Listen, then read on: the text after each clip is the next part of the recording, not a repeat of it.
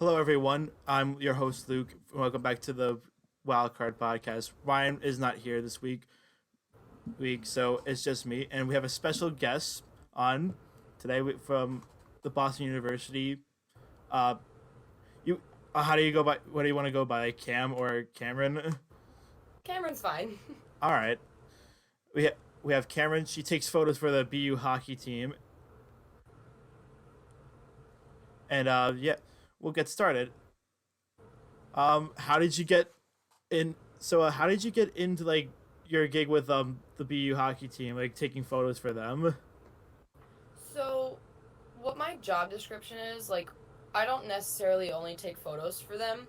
I don't even really have to take photos for them, but Ah, so what I do is I'm their communications intern. So, okay. I was before I really came to the school, I have a friend, a family friend who played lacrosse here, Hmm. and she was really close with our athletic director, who's probably one of the coolest people in the world.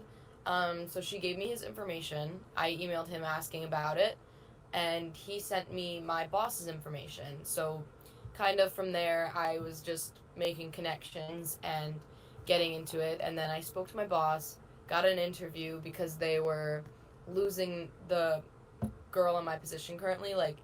So I work under a girl. Her name's Allie. She's fantastic, and she's gonna be graduating this year. So I'm fully in training right now. So I'm taking her position fully next year, but technically we're kind of just doing the same thing. And yeah, so I kind of take pictures for them because there's never a shortage. There's Hmm. never too many pictures we can take. So I just go to practice, I'll snap some shots, and then at games, I'll sometimes be down on the glass depending on what they want me to do that game. It's very last minute sometimes, but even in the press box, I'll take shots from above. So I don't have to take pictures, but I do because it's fun, and the guys really appreciate pictures. For some reason, they just really, really like them. So I kind of just that's how I got it into it. Yeah. Okay. I mean, from experience, I like having photos taken of me when playing hockey. Also,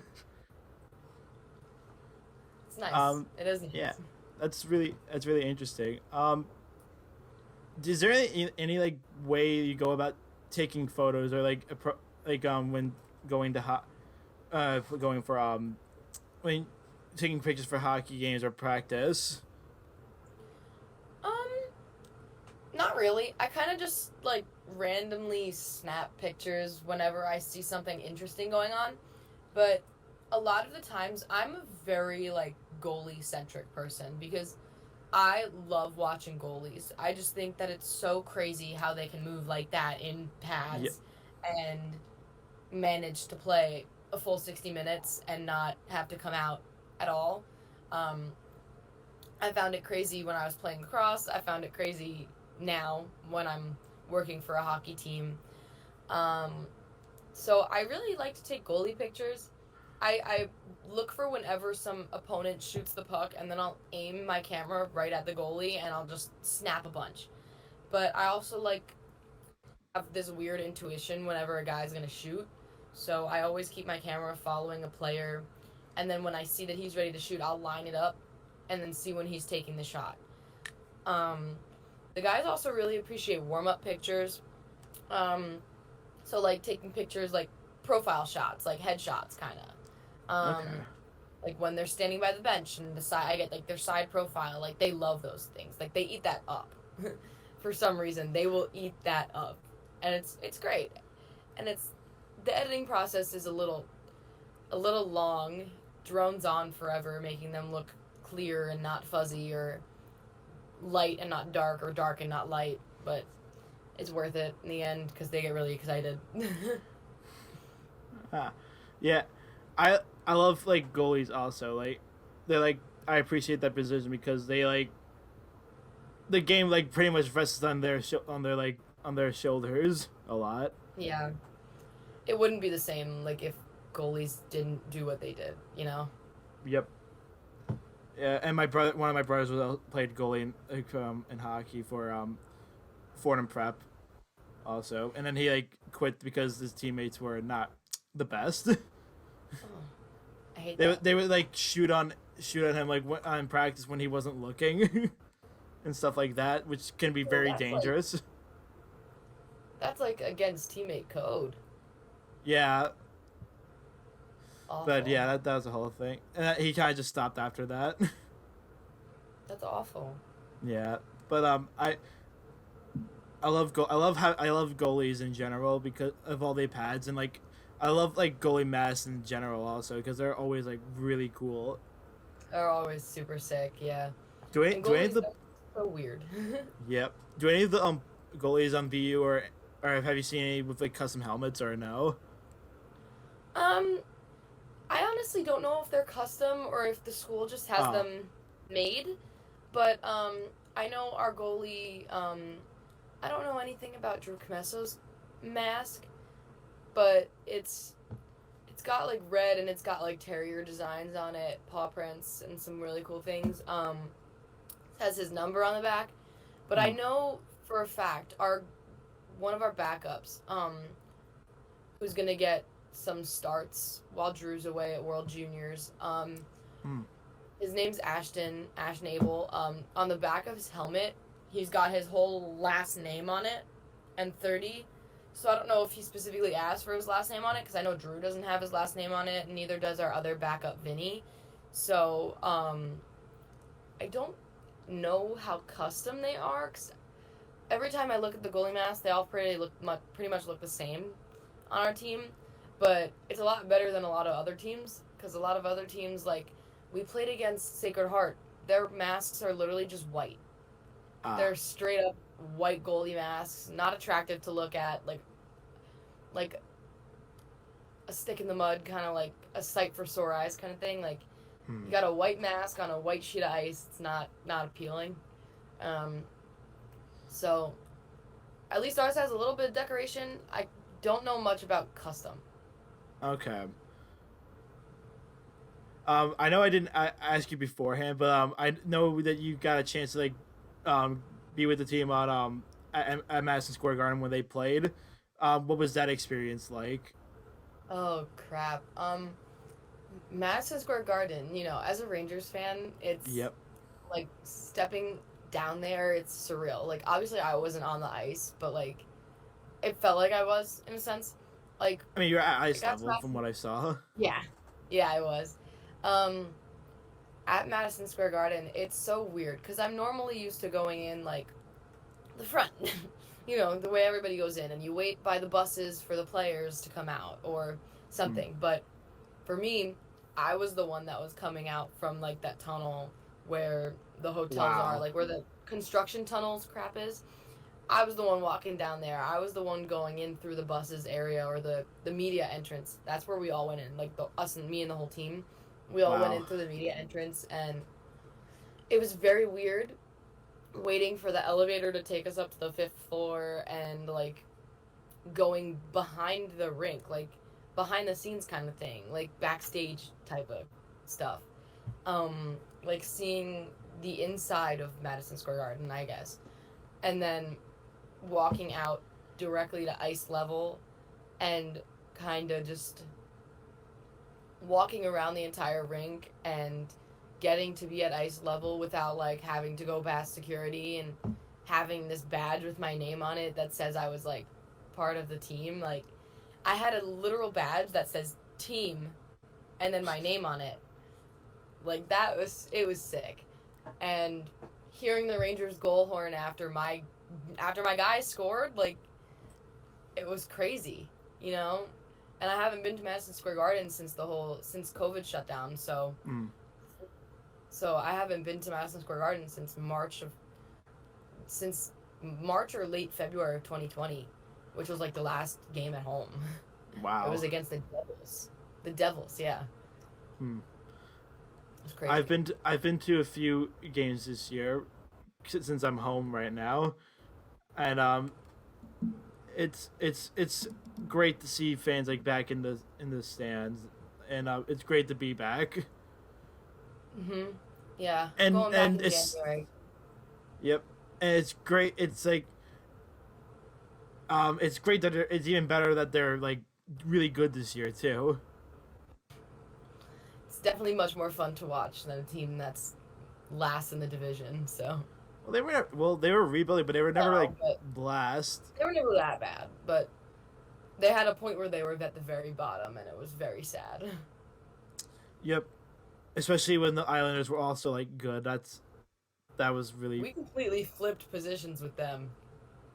yep, in a major way. I Oh yeah, I didn't expect the Islanders to be as bad as they are. Like right now.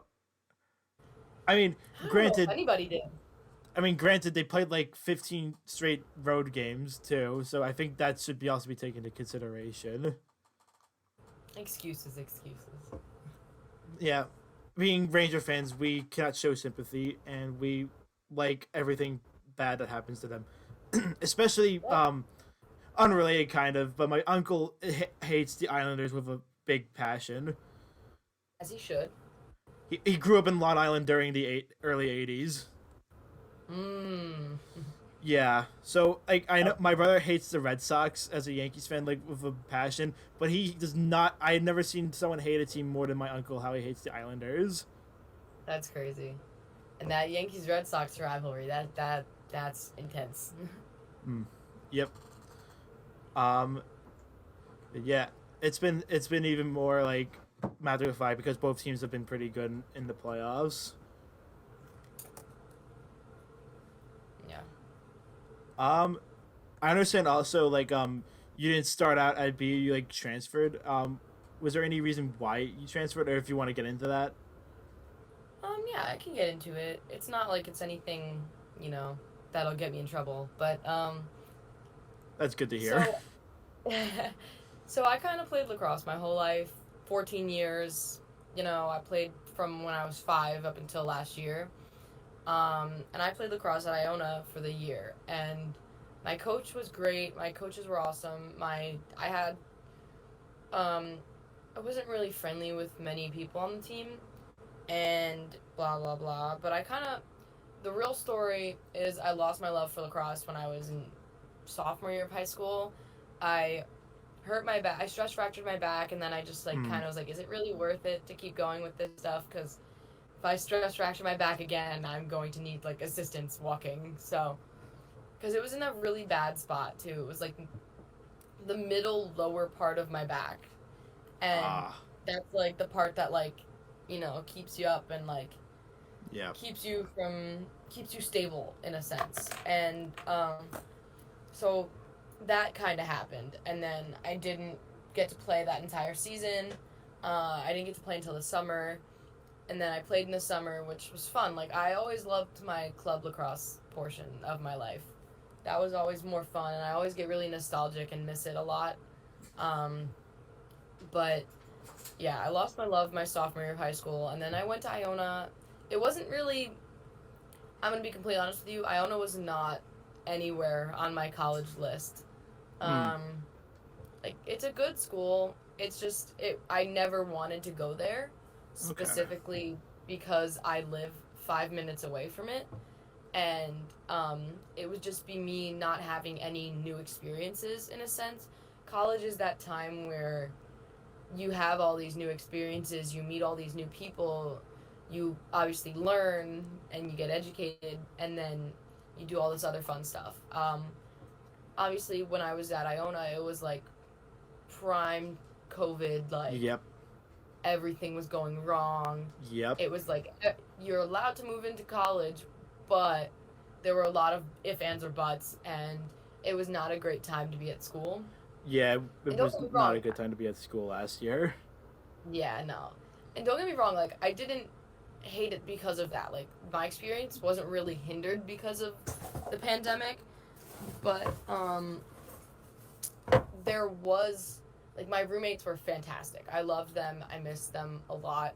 Um, but it just, Iona was not a place where I felt I could, like, thrive, you know? Ah. Like, Yep. you, like, BU's actually always been my dream school. It's always been a place where I wanted to be, but I never thought it was really in the cards because my um, ACT and SAT scores were actually garbage.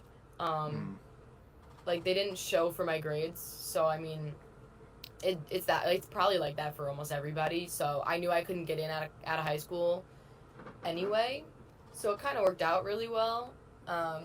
Transferring in here because it's a lot easier to transfer in somewhere than it is to get accepted straight out of high school.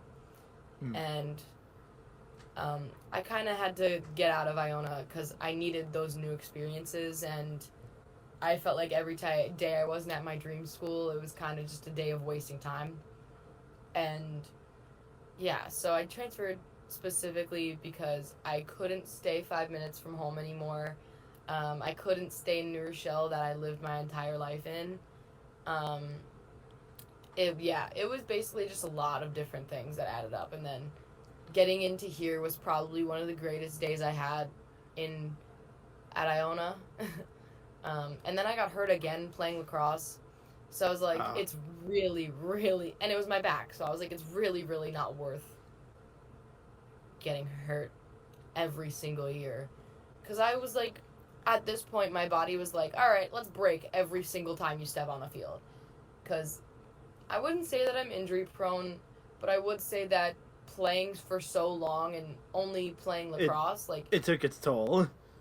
Yeah, because it was one of the only sports I played, and I played basketball and soccer up until 8th grade in middle school, but I played lacrosse year round, so I would go to basketball practice hours after I had lacrosse practice, and it was just like years and years of playing the same thing, using the same exact muscles, not really switching it up.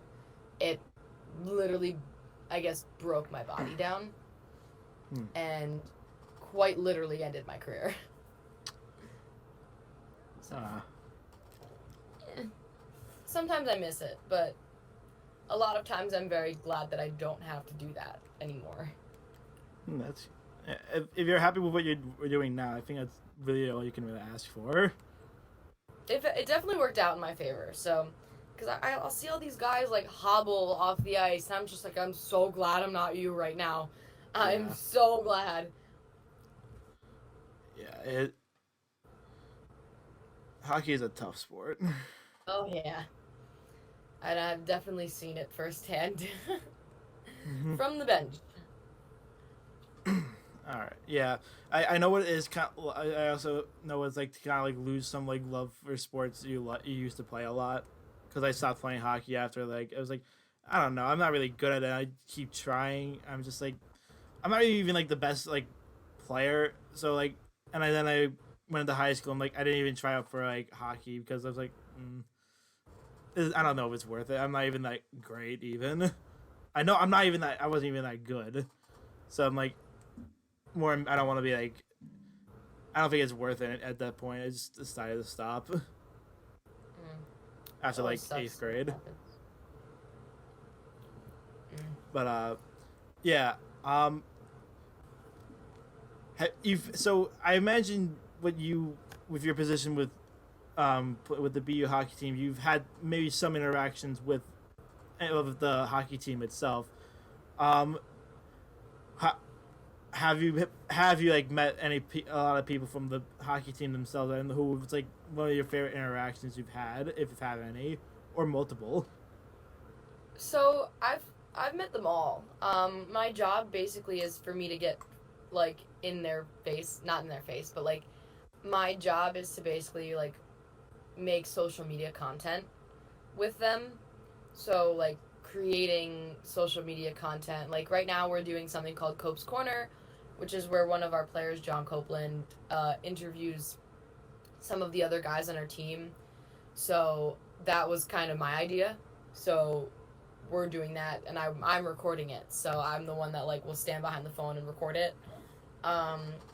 But it's also the fact that like I have to know them all, at least in like a acquaintance setting, so that I can call them for pregame interviews. Like we have a ringside reporter, so I have to work with her and help her make her questions. Well, she'll make the questions. I'll tell her if they're good. She'll tell me who she wants to interview, and then I'll tell her, like, that's definitely a good question to ask this person. He has blah, blah, blah, blah, blah. So I kind of have to know a little bit about each of the guys in order to help her, like, figure out who the right person to interview for something is. And I go to practice, so I get to talk to them after, and I get to speak with them a lot. I've even had 3 of them help me with one of my my communications projects. For my final project, I had to interview 3 of them for an essay. So I've definitely, obviously, like, as you said, like, have a favorite interaction. I have spoken to some of them more than others, but I definitely do know at least all of them, and I've spoken to at least every single one of them at least once. My favorite interaction, though, personally, is with our goalie, Drew Comesso. He is probably one of the nicest people I've ever met in my entire life, and such a genuine dude, down to earth, very, very modest. Like, you could be like, oh, you played really well today, and he goes, oh, thanks, and then he'll just, like, blush and walk away. It's like, my favorite interaction with him is, though, like, yesterday, actually. It happened yesterday. He's getting ready to go to World Juniors with one of our forwards, Dylan Peterson, and he comes up to me before our scrimmage with the U.S. NTDP U18 team, and he wasn't playing that game, and we're letting our other goalies, like, get the shot, because he's getting ready to leave, give him the rest. So he comes up to me and my coworker, Allie, and our ringside reporter, and he hands us all Christmas cards. And he goes, since I'm not going to be, like, seeing you guys over break, and I'll be gone by tomorrow, here. And he hands it to me, and I look at it, and I'm like, oh my god, this is literally the nicest thing anybody on this team has ever done. Like, he didn't have to do that, but he wrote a straight personalized message for each of us. So, wow. And the rest of the staff got Christmas cards too. So I was like, I've never seen on any team that I've ever played on or worked with, I have never seen an athlete, especially like a dude, because, you know, sometimes they don't think of that. Coming from, you know, a hockey standpoint, it's hockey all the time, and yep. They don't really think of, like, what am I going to give to the people that I see every day that help me look good and help my career look good. And basically it's my job and Allie's job to make sure that we can paint them, sorry, my lights are censored, that we can paint them in a positive light and make as much content as possible. And he recognizes that, and he says hi to us at the rink every single day. Like, he doesn't have to do that. He goes out of his way to say hi. So he wrote a whole personalized message for every single person on the staff. I just thought that was, like, the sweetest thing in the world, and kind of, like, thanked me for all the pictures that I take and running the best. He said, P.S., you guys run the best Instagram in the NCAA, so I take that, and I'm gonna run with it. Take all the victories you can. That was really nice of him. It was very sweet. It definitely, like, I felt like the Grinch. My heart grew 3 sizes. I'm not familiar with BU, but is he playing for the U.S. or goalie, or is he Drew? from Canada? Yeah. Oh yeah, Drew's U.S. He's on the U.S. World Juniors team. He played with the NTDP before he came to BU. Okay. Yeah. Oh, and I know you mentioned it earlier, like during the whole thing of you saw BU play the U.S. National Development Program. How was that? Well, it happened. It was so we played guys that don't usually get playing time just to see how they're gonna react in a game like this. It was really a scrimmage, so it didn't really count. But especially with Dylan Peterson out of the lineup, without Petey, we're gonna need to pull somebody who will be willing to make up for that spot. So we had Dylan Peterson's line playing today without him, obviously. So we had somebody in his position. And then we had a lot of guys, like we had 2 defensemen yesterday playing forward to make room for some other defensemen that need playing time. One of our defensemen, actually, John Copeland, he literally grew up playing forward, and he told me he wasn't a defenseman until he came to BU. So I think they just needed him at defense because of his size. He's 6'6.5". Like, he's a big dude. We actually have 3 players that are over 6'5", which is crazy to me. Yeah. I've never felt more short in my entire life. I feel short just hearing like the amount of 6'5" people that are you mentioned. Yeah. But yeah, so playing against the NTDP, we have a few guys on our team that played for the NTDP in the past. And they're BU commits. Oh, and there are 4 BU commits on them on that team right now. Yeah, so and obviously, you know, those guys are like hand-picked, best in the country, like hand-picked very carefully, and they're the best in the country. So it's like you get the best in the country against like a college team where we have some guys who played for the NTDP, some guys who were playing in like a junior league that wasn't like major juniors, because obviously if you play major juniors and you get paid, you can't play in the NCAA. Yeah, but, now that might be changing because the NCAA will now be allowing players to make money off their likeness now. Yeah. I don't know if that will be changing, though, because I think it's more of you don't want guys coming from a professional setting going to high school. I feel like they're going to be like, oh, that's unfair. I'm pretty sure that's the rule anyway. Like, you can't play a professional sport and then come to college and expect to play in the NCAA. If that makes sense. Yeah. I'm pretty sure that is the rule, because they don't want guys coming from major juniors playing with these guys that are much older than them and then coming to a college level and playing with like 18, 19, 20-year-olds. I don't know. Because we do have guys that are not true to their grade, like older than that. We only have like a select few that are actually true to their grades. But yeah. Wow. We didn't win against the NTDP, but I'm not mad about it. I mean, they're really good. Yeah, they're really good, and it's not our normal group of guys that were out there. Which, don't get me wrong, those guys played really well. They don't get enough playing time, so I think that, obviously, like, aside from practice, they haven't really had much game experience. Especially, like, the freshmen that don't normally play that were playing. So, it makes so much sense as to why. But, like, I'm not going to discredit them. They worked so hard, and they did really well. And, obviously, we did get a sight of who's gonna get the go-ahead for the game against Brown on New Year's Eve. So, we got that. Okay. Can't wait to watch the World Juniors again this year. Oh, same. I cannot wait to watch it. I think, assuming on the position of the lineup that they're not going to make any decisions on who's playing when or who's going to be their starting lineup, starting goaltender, top 4 lines kind of thing until like they actually start practicing. But I have a feeling that Drew and Dylan are going to do really well, and they're going to get the go-ahead a lot.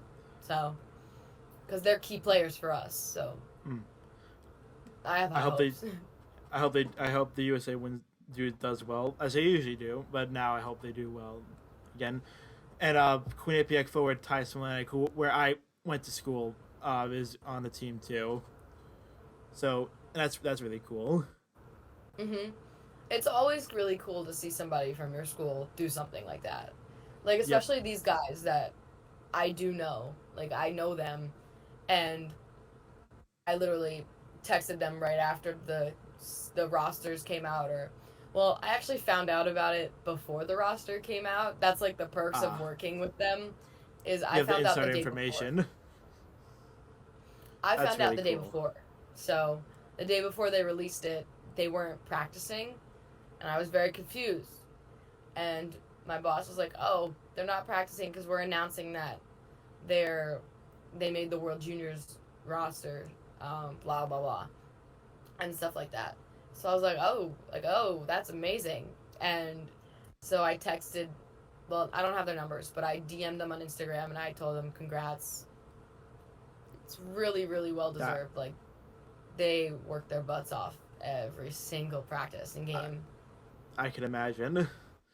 That's not an easy thing to do to make the World Juniors. That's literally the best of the best of that age group. Yeah, and I'm honestly, like, I'm so proud of them. Like, they deserve it so much. And I hope that they do well. And I don't have a doubt in my mind that they're going to do well. Like, PD is probably one of our top forwards. Probably, I think he has the second... I think he's tied for the highest amount of goals on our team. I think he's got 6, and he's tied with Wilmer Skoog for 6. Yeah. Okay. And then Drew is our starting goalie, so our whole school, like, bows down to him every time he makes a save. So it's definitely something that they deserve. Especially, like, Drew's my age, so he's a sophomore. He's a true sophomore, too. And PD's a junior. I'm not sure if he's a true junior, but I think he is.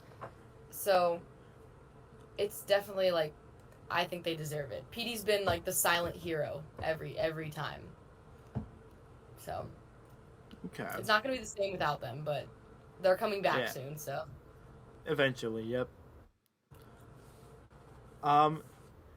Next question I have is, like, what did you think, how did you get into sports? Like, in general, how did you get into sports?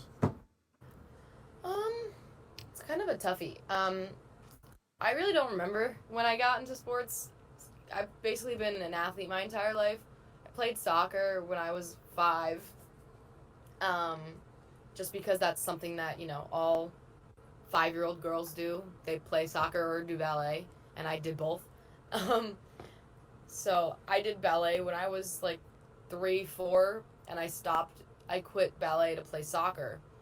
And I played soccer up until 8th grade. Well, yeah, 8th grade. 7th grade, I lied. I played modified soccer, and then I gave up because I was like, I'm going to play lacrosse.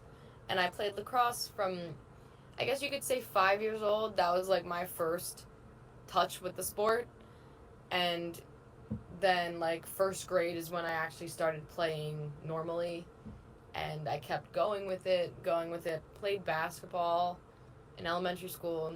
So I've always been an athlete, I guess you could say. And even now, like, I don't play any sports, but I still consider myself an athlete. I like to go to the gym. I like to lift. I like to run. I like to do all this fun stuff. But I got into specifically hockey when I was, I guess you could say, in elementary school. Because I don't remember really watching sports pre-elementary school. I became more of a diehard fan in middle school, but my siblings introduced me to hockey and then ended up creating a monster. So, got into that, and then I just never looked back. Like, the first time I saw them watching a Rangers game, I was like, oh, like, what are you guys doing? And they said that they were watching hockey, invited me to come sit with them, and I sat with them, and then never looked back. So, yeah, I like to tell them that they created a monster, but in reality, they definitely, like, created my dream and my career. So, I guess without them, I wouldn't be here, in a sense. So, yeah, they kickstarted my love for hockey, and then baseball I was never a baseball fan until high school. I always used to think it was really boring, because I was so used to the hustle and bustle. Yeah, I gotta say, it is definitely a fairly boring sport to watch on TV. It's, like, so fundamentally different from, like, all other sports. Yeah. It's definitely a sport where I can't watch it on TV. You have to be in person. Like, Yeah. obviously, like, I will watch it on TV when I can't make a game. Like, I'll watch it, I'll stream it, but I'm not going to go out of my way to stream it like I do Rangers games. Because obviously, like, yes, I am a Yankees fan, and I will, if I have to, punch a Red Sox fan in the face, but that's only if I have to. But obviously, I'm not going to go out of my way for it like I would with hockey, but my first kind of interaction with baseball was pretty fairly recent. My junior year of high school was my first baseball game ever. My dad and his best friend and my sister and her then boyfriend, now fiance, we all went to a Yankee game together, and that was my first game. And then I got into it because after I was always like a fan, kind of, because I had to be, you know? When your family's a fan of a team, you just kind of follow along sometimes. So I did that, and we went to the game, and I fell in love, and I realized, I was like, I really didn't give baseball a chance like I should have. And yeah, that happened, but I'm definitely not as into it as I am with hockey. Like, I could definitely, like, info dump to so many people about hockey and talk about hockey for hours, because obviously it's my favorite thing in the entire world. Baseball, I can have like a 10-minute conversation and then I'll be like, okay, I'm done. But Yeah. that's pretty much. And my sister and brother both played lacrosse, and my dad was a lacrosse coach, so that's kind of how I got into lacrosse. My brother stopped playing. My brother played lacrosse for like a year, but my sister played in college as well, and she played all 4 years. So I kind of got into lacrosse because it was a family thing. That's pretty much it. Yeah, I remember like when I was like getting into sports, or when my first like encounter with sports was playing like youth soccer or like t-ball at like 5 years old. I had no idea what I was doing. Yeah. Basically, I was just running around aimlessly. And then like fast forward a few years, when I was like 9 years old, I was asking my brothers or dad, whoever it was, like, what are the Rangers doing? And like it was probably like the off season. They're like, oh, they're playing golf. And then like fast forward a couple months later, I see them on the TV. I'm like, hey, they're not playing golf. Bulletproof 9-year-old logic right there. That's so funny. And then I started watching them more and more. It was in 2012, and that's when they were really good, and I got into that. And then all right, I don't.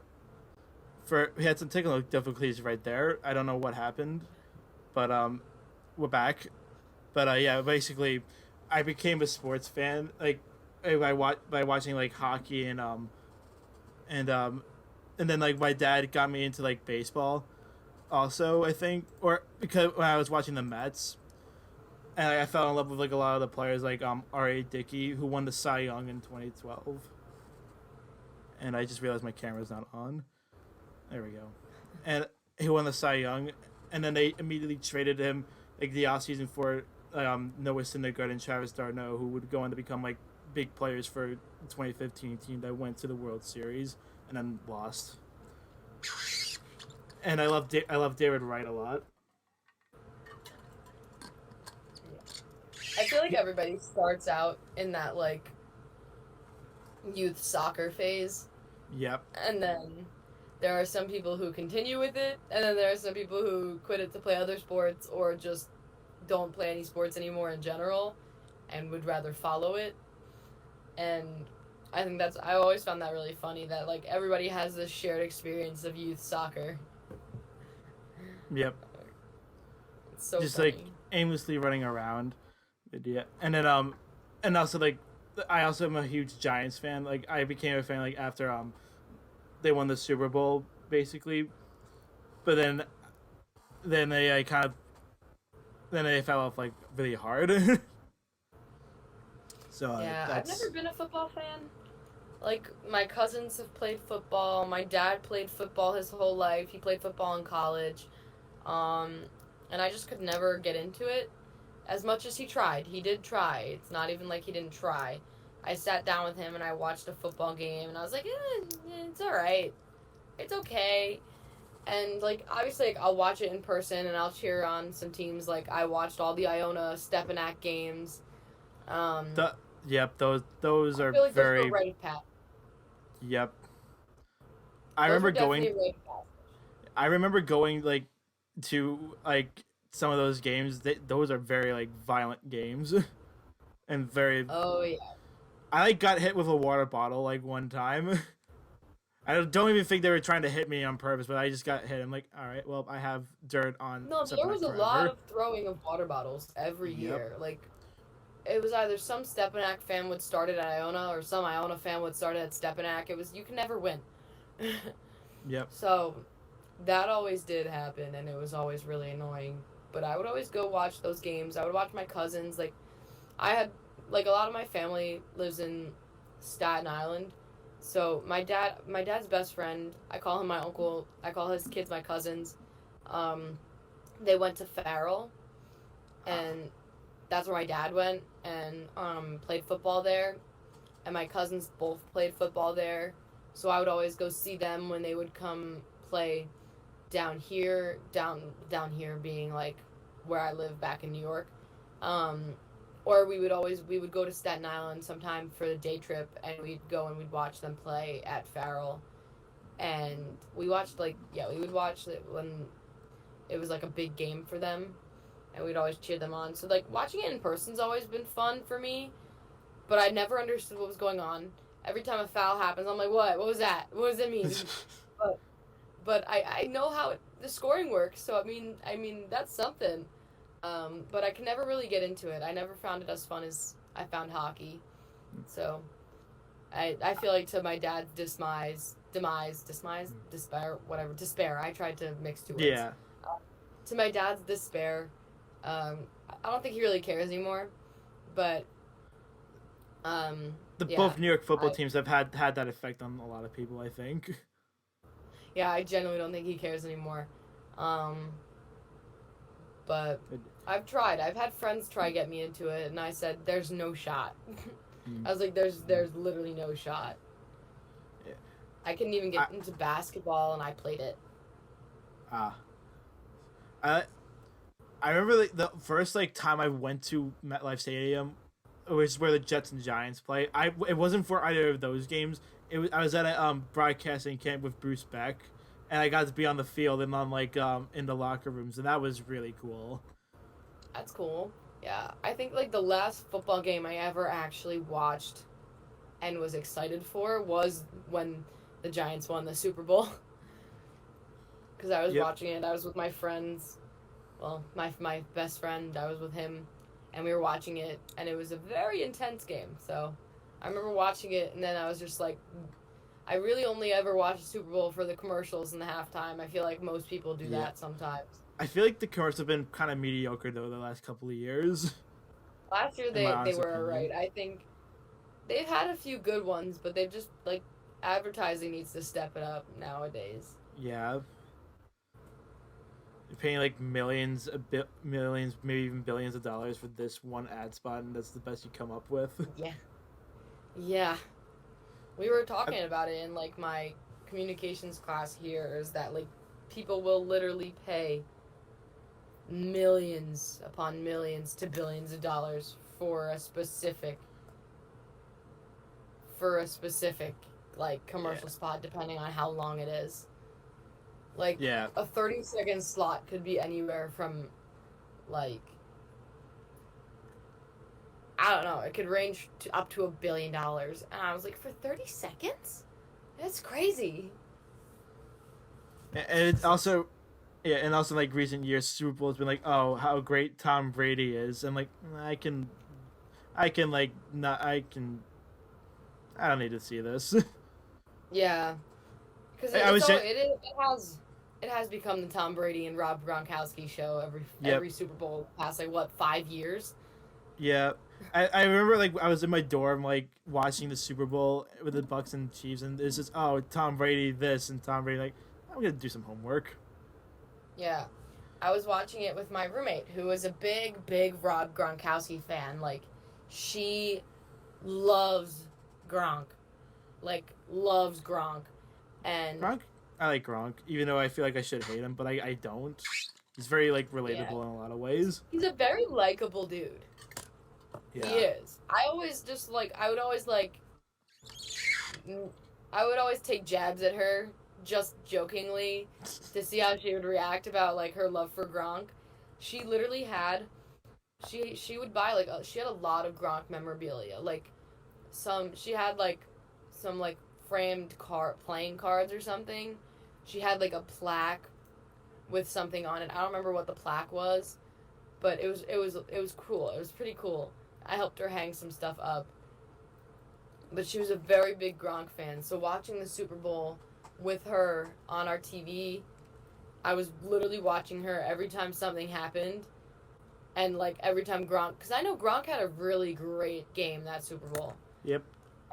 We were like, he should be MVP. He should be MVP. I don't remember who got MVP or not. I think it was Brady. Yeah, I was gonna say I'm assuming that it was Brady, and she was very upset because we kind of did think that Gronk deserved it, but whatever. That Buccaneers team was actually like really good. Had a lot of talent on it already, and so they were really. They just need a good quarterback, and they just so happened to get Tom Brady. Mhm. Yeah. That's my knowledge of football. That's the extent of it. Yep. Moving on. What is it like being a big New York sports fan living in Boston? Just curious, because I didn't apply to any schools in Boston for college, and neither did my brothers, because we didn't want to deal with like the Boston sports fans, like part of that experience. Yeah, Boston sports fans kind of do suck, but it's honestly not as bad as you would think it would be. I was able to walk through my campus so I literally live. My dorm building is a 5-minute walk from Fenway Park, so I can see Fenway from my window. That's actually kind of cool. It's pretty sick, yeah. So like I could literally like Fenway's right there, so it's like a quick walk. And I went to the Yankees versus Red Sox game with my roommate and my sweet mate, one of them, and one of my friends. And my friend and I were cheering for the Yankees, and my sweet mate was cheering for the Red Sox. I was able to walk all the way to Fenway, through the building, sit in my seat in a Yankees jersey without anyone saying anything to me. Mm. And I cheered every time they, did something really good, like that. The runs that they scored. Every time they scored a run, I was able to scream, cheer, and like make fun of my Red Sox fan friend. And nothing got said to me. So it wasn't as bad, I don't think. I feel like people try to start shit, which is why shit starts. Yes. That's why like you hear all these like horror stories, and I'm pretty sure sometimes they were asking for it. Because yes, Boston fans are insane, but I feel like I'm a very keep to myself person, so I didn't really like make it known that I'm here and I'm a Yankees fan. But I feel like if I were to go to a Rangers-Bruins game, I would probably get something thrown at me.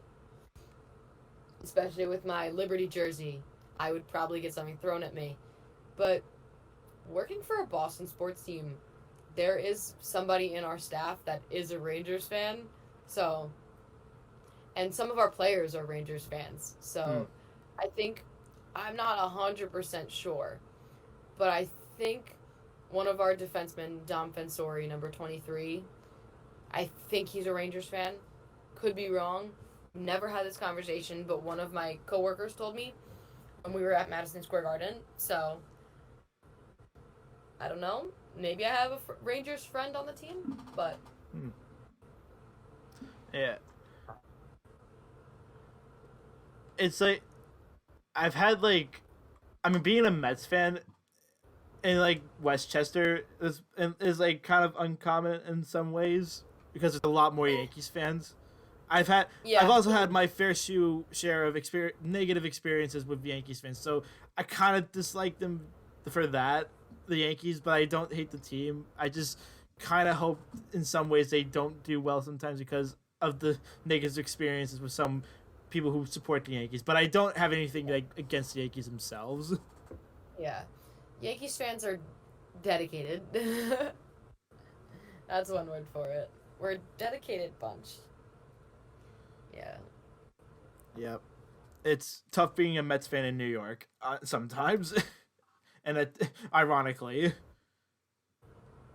Yeah. But, I bet. Yeah. But yeah, I actually want to see a baseball game at Fenway. I think that would be really cool. It's okay. Honestly, I've had people tell me like Fenway's their favorite. Fenway's the most amazing. And going there, it wasn't anything special to me. I walked in and I was like, okay. It's an old stadium, very old stadium. Yeah, it's got history, but I walked in there and I was like, it's not that pretty. Everyone was saying it's like the prettiest stadium, and I was like, I don't really see it. Personally. Yeah, but then again, I'm biased. But even like Yankees fans say that Fenway is probably one of the prettiest stadiums, and on the outside, it just looks like an alleyway. It's like dirty, kinda. Honestly, walking around Fenway. There's also like a lot of obscure seats, from what I understand too. There's like a lot of obscure, like obstructed views from certain seats. Yeah. Yeah. There's a lot of obstruction there. It's a very interesting place. It's like it was built in such a different time though too. It's a whole other thing to why that thing it is. And like walking around Fenway, that area that it's in, it's kind of sketchy. Hmm. It's like I wouldn't walk into Fenway unless I had to. It's not like it's like a dangerous place, because I wouldn't say any part of Boston's truly dangerous. Like, I feel safer here than I do in some parts of New York City. But it is definitely like not the nicest part of Boston where Fenway is. Like, it's kind of like walking into an alternate dimension. You walk to Fenway, and then you walk through it, and it's really, really nice. Like, after you get out of it, and then you walk back into it, and you're like, oh, this is gross. And then you walk back out of it towards my campus, and then you're like, oh, this is really nice. It happens. Okay. And I guess my final question, but we don't have to end it right here. Who is your favorite Rangers player? It could be active or current, or more even, or miss off some of your favorite Rangers of all time. Okay, so currently my favorite is Keandre Miller. Love that guy. I think he's a tank. A literal tank. Works his butt off every night. You can tell. He's definitely a secret weapon. I was so excited when he signed.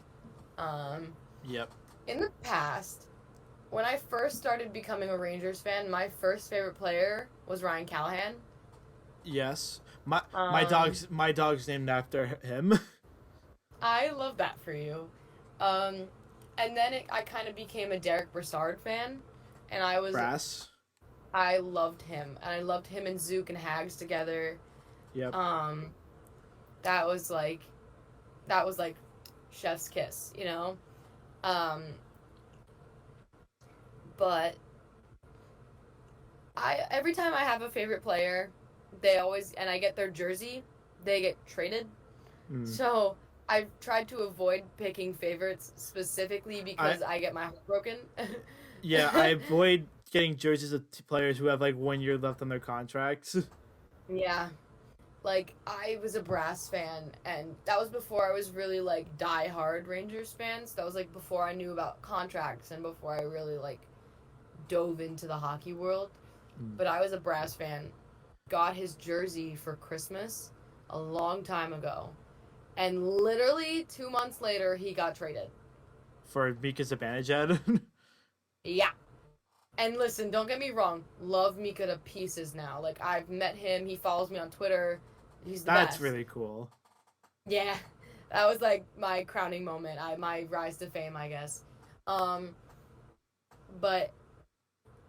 like I love Mika now, but I was so salty for the longest time.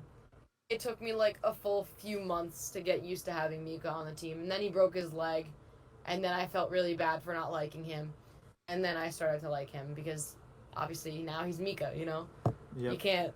You can't say the 2021 New York Rangers without Mika Zibanejad in the question. Yep. Obviously he's got off on a little bit of a not great streak these past two seasons, but he's still got like 21 points in 25 games though too, and he's still got a lot of time left on his contract. So yep. Also, let's talk about some CK20. That's like he's like my favorite player because like he was around when I started watching.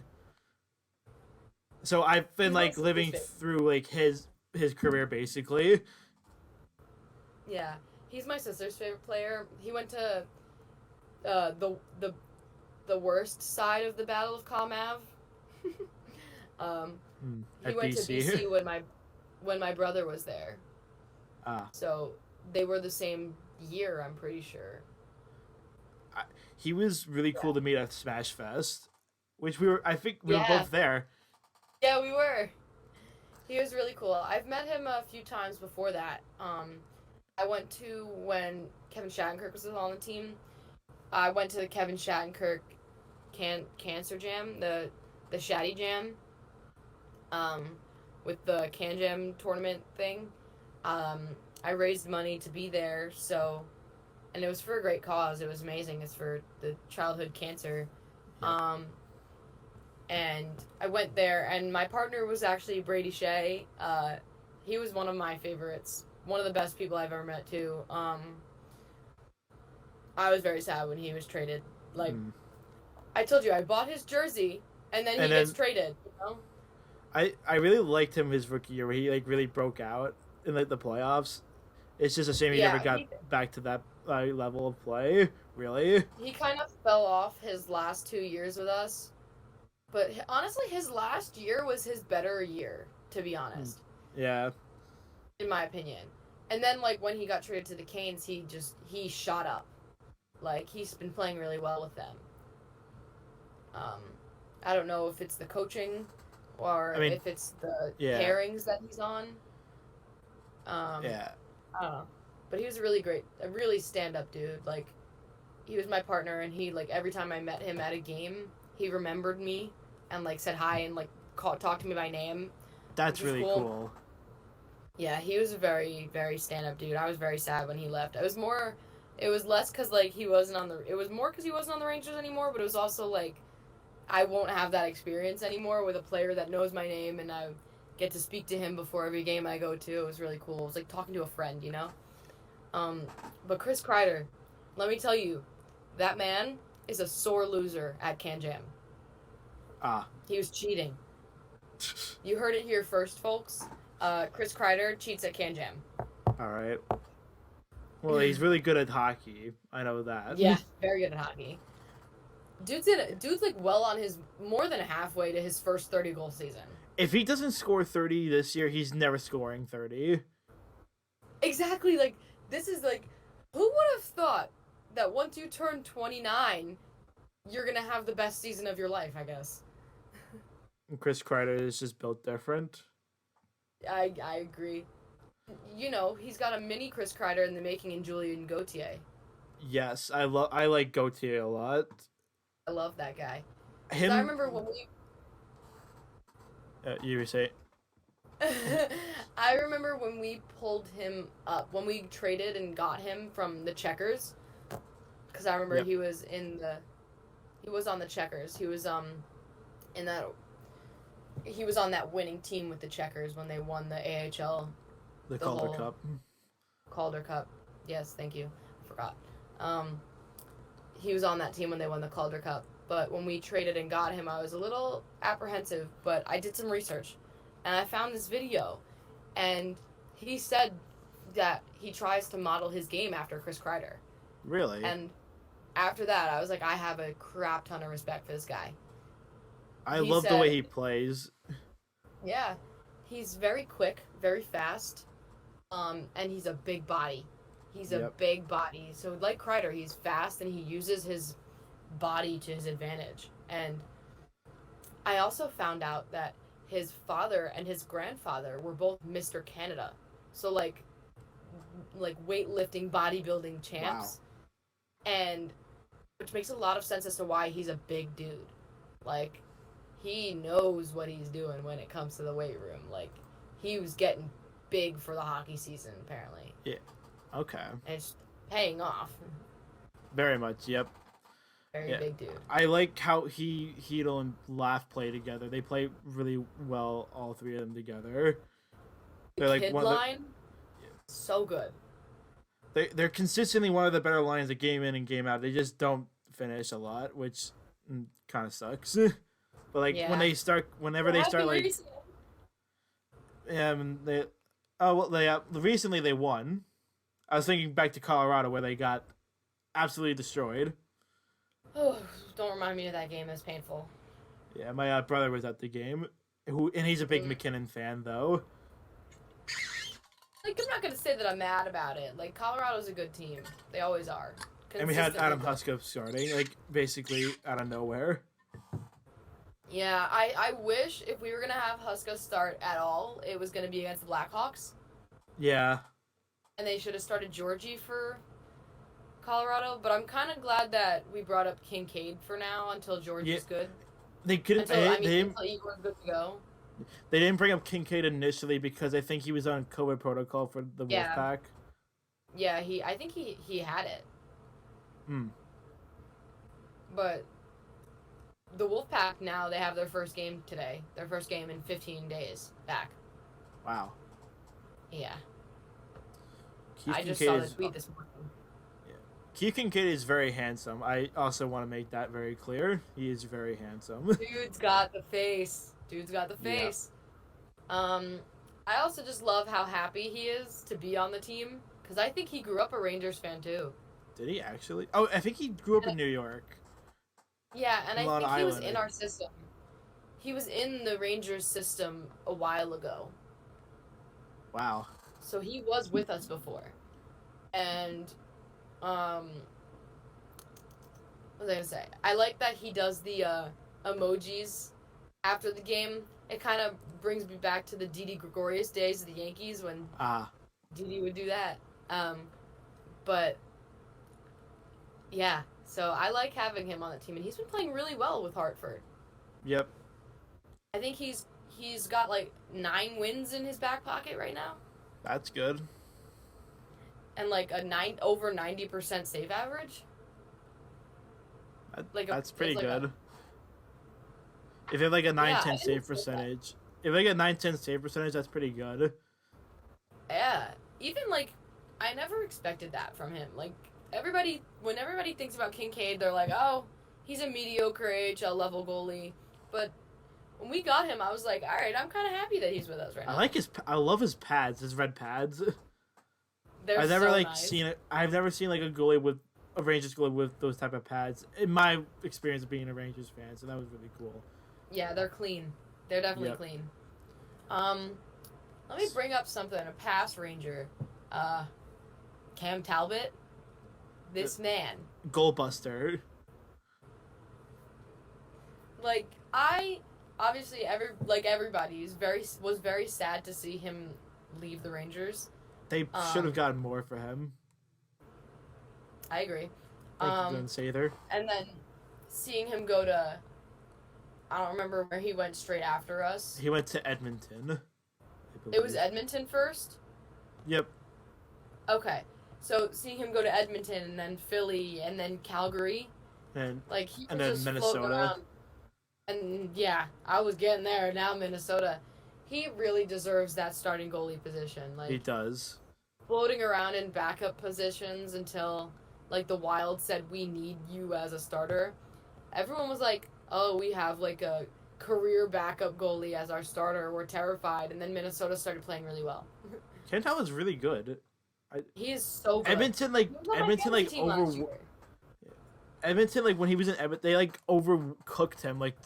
overcooked the crap out of him. Like he started like 75 games for them, or And something like also, that. it was like that season of Edmonton, not a great one. Yeah. Like, Well, they made the Edmonton was, playoffs, yeah, and they made the playoffs and then they fell off again. yeah. Edmonton has always been like that. Like they have some of the best players in the league, and then they just can't string it together. But now, powerhouse. I'm still gonna wait for them to prove it in playoff time.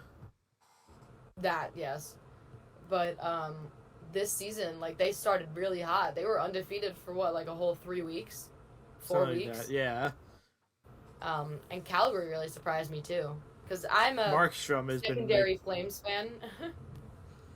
Oh yeah, you like Matt Kachuk, I know that. Both Kachucks, really. Oh yeah, Brady Tkachuk went here. I know, yep. So if I'm not a Brady Tkachuk fan, I'll probably be disowned. But no, yeah, I am definitely like I started as a Matt Tkachuk fan, but now I'm definitely like I like the Flames as like my second team kind of thing. Because also like I followed Johnny Gaudreau's career because he went to college with my brother. Yeah, my brother loves Johnny Gaudreau. He loves BC hockey though too. So, yeah, that I would expect that type of reaction.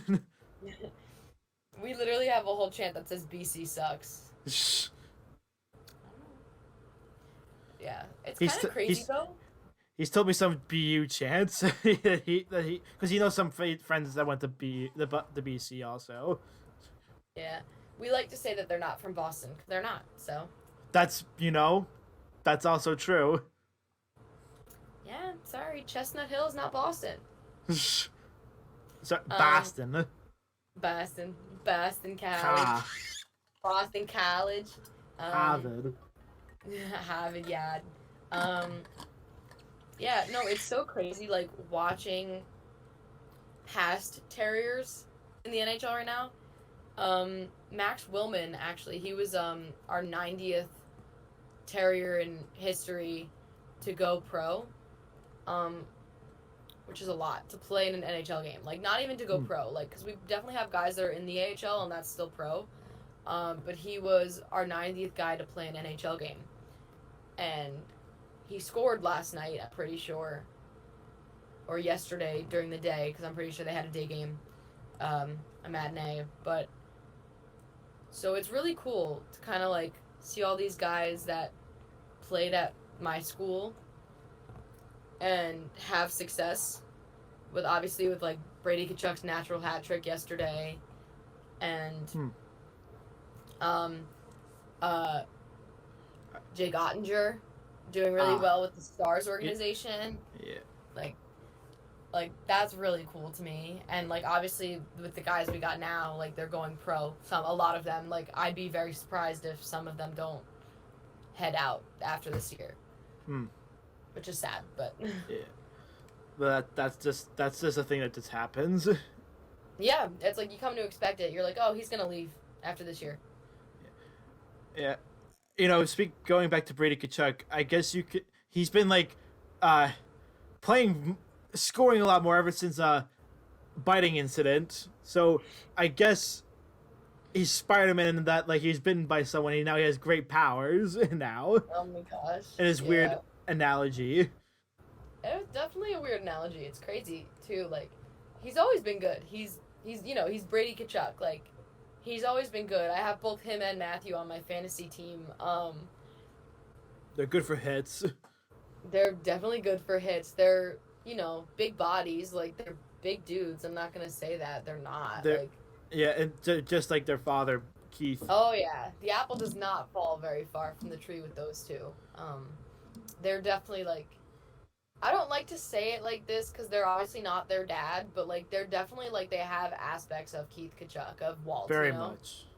They definitely have the Walt aspect in there. Yep. It's crazy. It's really crazy. And it's so crazy because when I'm at games or practice for the team, I'll be in the weight room like taking some pregame content of like their warm-ups and stuff for the Instagram story. And they have these like support beams in the training room that are wrapped with each of the players that are currently in the NHL right now from here. So they have a whole pole. They have a Brady Tkachuk pole, a Trevor Zegras pole, an Ottinger pole. I think they're going to put Willman on one. There's a bunch. They have a Grizzly pole, a Charlie Coyle pole. Do they have one of Kevin Shattenkirk? Yes, they do. We also have his, in our arena, in Aganis, we have a wall for current NHLers that went to BU. And we have all their jerseys there. The teams send us their jerseys. And then we have like a shrine wall for all of the guys who have played in the NHL in the past. We have dedications to the 1980 team. We have guys that were playing for us that played there, you know. The 1980 USA Miracle team. Because Jim Craig played here, and so did Callahan and Eruzione, fairly sure. Yep. So it was pretty cool. I have an unrelated story, or it's related to Kevin Shattenkirk. He was having a scrimmage with the Iona hockey team, and I was going into Iona like that year, so I decided to go. I found a win of it, and I suited up for Iona's hockey team for the scrimmage, and I poke checked him. I took the puck away from him. That's awesome. And that was the season where he entered free agency after that year, and then signed with the Rangers. Then that didn't really go well, unfortunately. Yeah, but now he's playing like fantastic. Yep. Got a new wind, I guess. Yeah, he went to Iona Grammar. Yep. Right? They have a thing for him also. It's like a picture of him. His mom works there. Yep, at the grammar school, I think. Yeah. And he is from New Rochelle. Yep. He went to the New Rochelle High School, I think, because they've had better, or was it? No, he went to a private hockey, like a hockey boarding school. But I know that when he won the cup with Tampa last year, he brought it to Iona Prep. Yep. He brought it to Iona Prep, and then he also brought it to Town Hall in New Rochelle, to City Hall, and my mom, embarrassing that she is, DM'd him on Instagram and told him the liquor store I work at, and was like, you can visit there and get your liquor for the win, and just said something like stupid about like me being at his Can Jam thing and all of that stuff. I did not tell her to say any of this. I actually specifically said, do not send that. She did it anyway. And he responded to her a day later. Very embarrassed. I was very, very embarrassed. Yeah.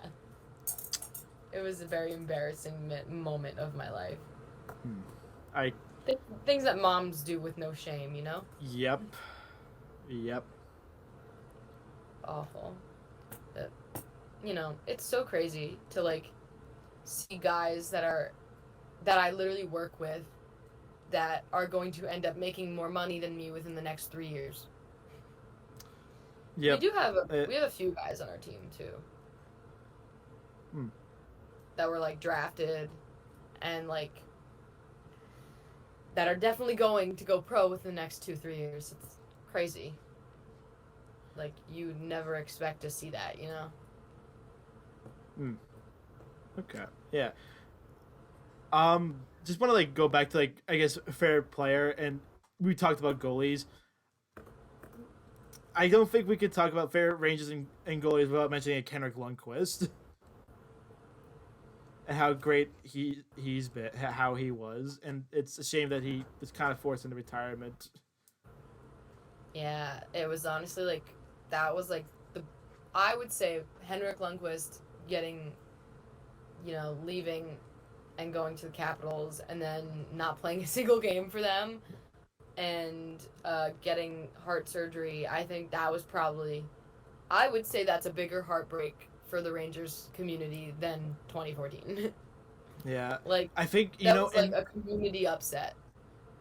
Yeah, in that respect, it's probably good he went to the Capitals and got a physical update because it was more intensive because the Capitals are acquiring the new player, and they found this issue, and in that respect, it's probably a good thing that happened. Because I don't know, Yeah. I don't know if it would have been as intensive if he returned to the Rangers. Yeah, because I don't know if they probably would have done an updated like that, like intensive physical. Like, obviously they definitely do their physicals every year just to make sure that every player's in shape and good, but they probably wouldn't do like CT scans or anything like that, like heart scans and stuff that like you would necessarily do going to a new team. And like the last thing anybody wanted would be for him to end up like what's his name? Rich Peverley. Bouwmeester, Peverley, or that's Fisher. The last thing you want to see. Yeah. Like, I remember it was the whole Rich Peverley. I remember the Peverley incident because I remember he got traded to the Stars with Tyler Seguin in the Seguin deal, and Peter Chiarelli, master trader.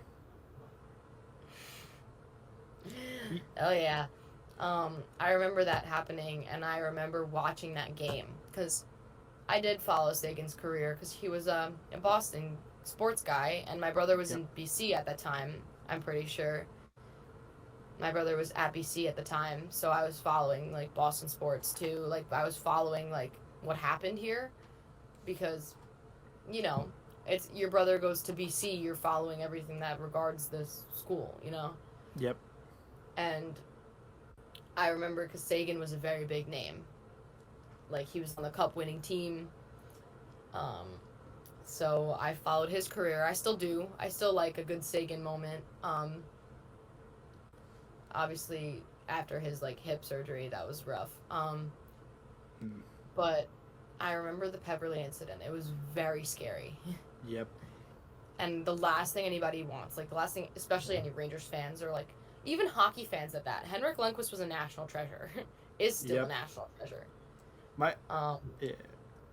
So that's like nobody wanted that to happen, and I'm very glad that the Capitals did take all the precautions necessary. Yep. My brothers love Henrik Lundqvist. They were actually at his first career game in New Jersey. Yep. It was like from what I understand, it was like basically also on a whim. They got tickets very last minute. Dude, we were barely alive at that point. We were 2. Yeah, we were 2 or 4. It's just Wasn't his first game in 2004? I think it was 2006. It was after the lockout. So then it was 2006. Yeah. Probably. We were infants still. I don't know. Yeah. I'm barely coherent. I was barely coherent then, so. I was definitely not coherent. But they were at his, and they are thankfully going to Henrik Lundqvist night. That's good. I'm very glad that they are doing that. I wish I could do that. I wish I could do that, but I would literally sell somebody my Xbox to go to that game. Obviously not serious. I'm not serious. Don't anybody take me up on that. But this is my Xbox, the only thing that's holding me together during this. Oh wow, Chris Kreider joins the list with 600 players. Games. 600 games played. Again, I do not know what. That's the second time Discord glitched out. That's never happened before, to me ever. Yeah. That's weird. I'm making sure everything's running smoothly as possible. It looks like everything's okay, but we'll probably wrap up soon just to make sure this ends. Yeah. But it was really sad when Lundqvist left the Rangers for me. Yeah. And but you know what? I'm glad he's still with us technically. Yes. Now with the MSG crew. Yep. So that's good. So it was he very never technically left. Yeah, it was very much similar. I was very sad, like very much like how Jared Wright left of the Mets, basically not on his own terms because he had spinal stenosis, which kind of cost him like probably a couple of more years of good playing production. And like I grew and like them like out of my life now, like as sports players, like that time has ended. It's like I've grown as a person too. It's like really like we in that aspect. It's like they're gone now in a sports sense, and like that was a whole era that ended, and like, I've grown a lot on the journey. That part of my life is over. Yeah. Yeah. In that sense, yeah, it was. Yeah. It's gonna be very weird for me.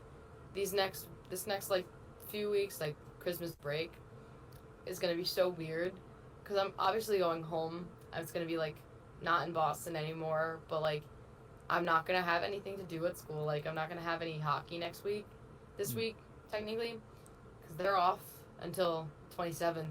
So I'm like bored out of my mind starting tomorrow. Okay.